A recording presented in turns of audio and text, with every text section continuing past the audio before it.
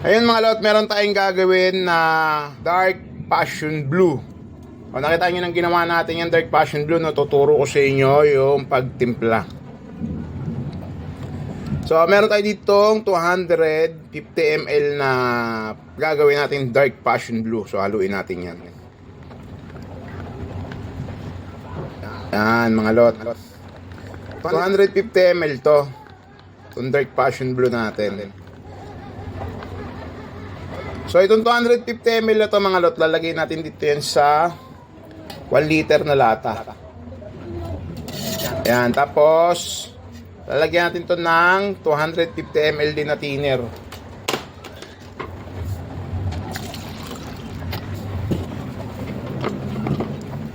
So ayan, 250 ml na thinner. So ang nangyari 1:1, 250 ml na dark passion blue, tas 250 ml na thinner. Halo natin dyan yan. Yan. So ito ngayon yung timpla natin. Lumabas to na 500 ml.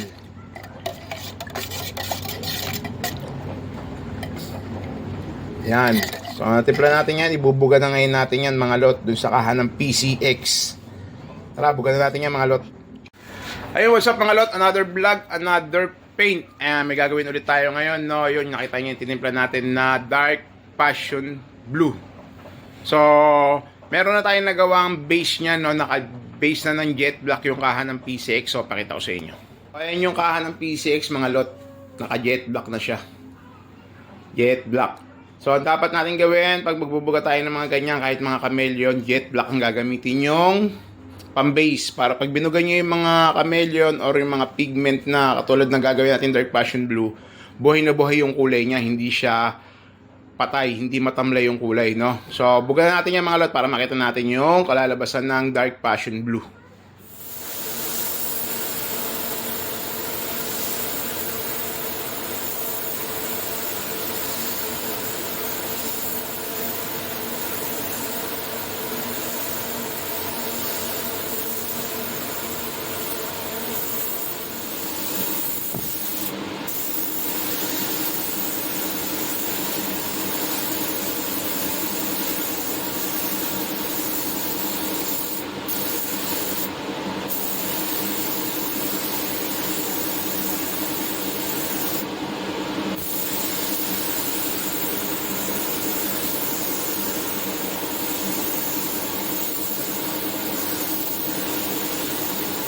Mga lot, ito na yung dark passion blue natin, no?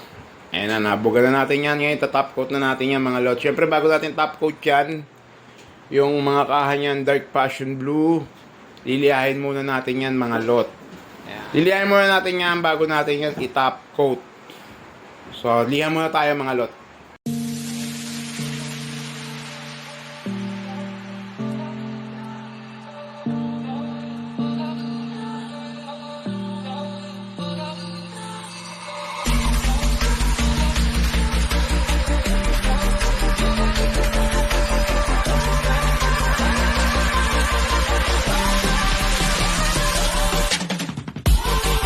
Ayan na mga lot, nalihan na natin yan, no? Tapos na lahat yan, maliha. Ayan, nalihan na natin lahat. So ngayon, ito-top coat na natin yan mga lot. Bago natin i-top coat yan, meron akong papakita sa inyo, ihahalo natin sa top coat yan. So, itong kulay na to, dark passion blue. Tapos, may idadagdag pa tayo dyan. So, papakita ko na sa inyo yung top coat. So, ito yung top coat natin na gagamitin sa dark passion blue mga lot. So, yung top coat na yan, tapos meron tayo ditong hologram. Lalagyan natin ng hologram yan mga lot.